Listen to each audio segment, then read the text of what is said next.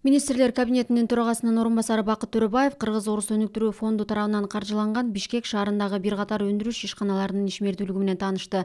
Жеке ишкерлердин маселесин жеринде уккан Бакыт Төрөбаев ата мекендик өндүрүшчүлөргө мамлекет тарабынан ар дайым колдоо көрсөтүлөөрүн билдирди.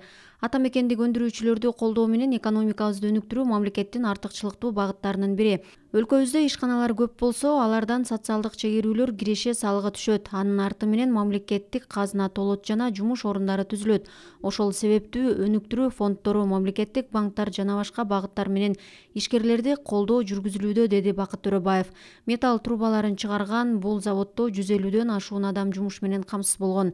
Мында чыгарылган продукция республиканын бардык аймактарына жеткирилет жана Өзбекстанга экспорттолот.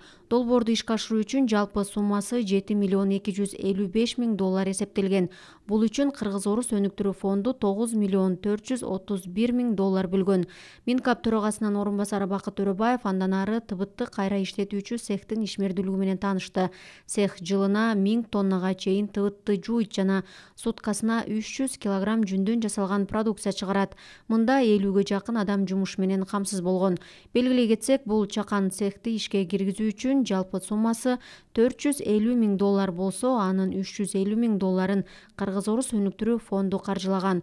Цехтин ишмердүүлүгү менен жеринде таанышкан Бакыт Төрөбаев жаңы имарат жана жабдыктарды алууга өнүктүрүү фонду тарабынан каржылоо жагын карап чыгууну тапшырды.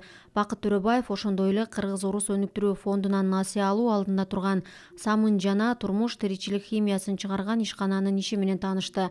Продукциялары республиканын аймактарына жеткирилет жана экспортко чыгарылат.